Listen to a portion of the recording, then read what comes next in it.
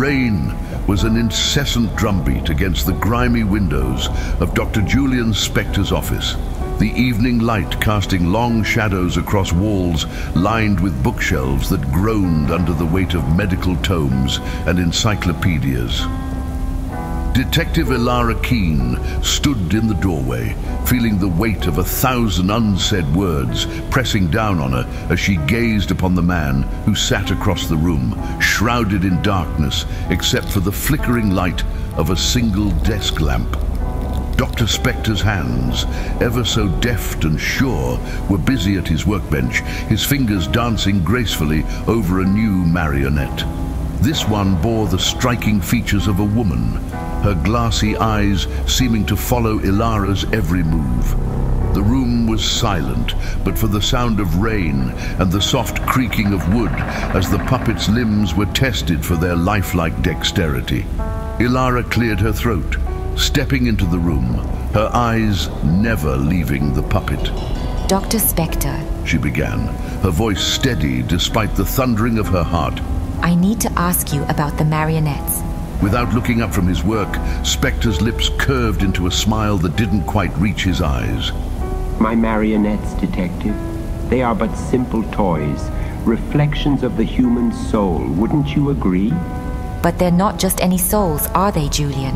Elara pressed, her gaze hardening.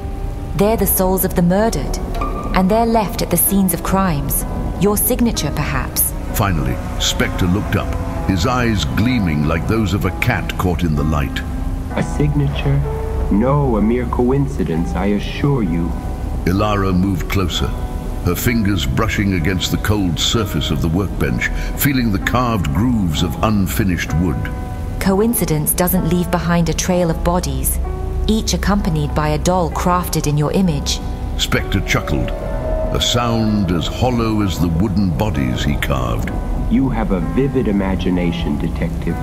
But isn't it true that we often see what we wish to see? Elara felt a shiver run down her spine as she watched Spector return to his work, his attention fully on the puppet before him. She realized that the marionette was not just a figure of wood and string, but a vessel for something far more sinister. I've seen your work, Julian, she said, her voice a whisper now. The way you model them after people, it's morbid. And now, they're showing up at murder scenes. Art imitates life, Detective. Or is it the other way around? Spector mused, his tools clattering softly. The conversation was a verbal chess match, each move calculated and fraught with unspoken accusation. Elara felt the room closing in on her, the musty scent of varnish and old paper becoming suffocating. She needed to break Spector's composure, to rattle the confidence of the puppeteer. Julian, we found fibers. They match the material you use for the marionettes. We know they're from your workshop. For a moment, the neuroscientist paused, his eyes locking onto Elara's with an intensity that threatened to paralyze her. But then, as quickly as it came, the moment passed, and he resumed his work. Detective Keene felt the walls of the scientist's psyche closing in on her, a labyrinth as intricate and twisted as the marionettes he created. She realized with a chilling clarity that she was not the hunter in this game, but the hunted. Spector was not just a suspect. He was the maestro, and she was becoming his unwitting subject. The detective turned to leave, her mind reeling with the implications of her findings. As she reached the door, Spector's voice stopped her cold. Detective Keene, he called out, and she turned to see him holding up the marionette, its strings detached, dangling lifelessly from his fingertips.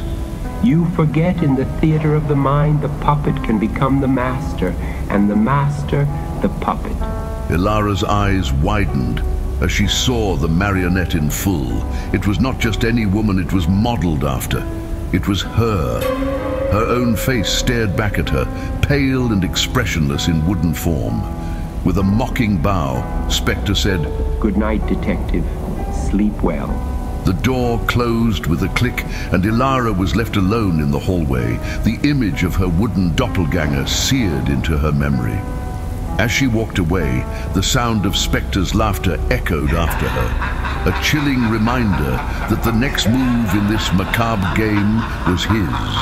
And as the echo of his laughter faded, somewhere in the city, another scream went unheard, another marionette was born, and the melancholy of the puppeteer grew ever darker.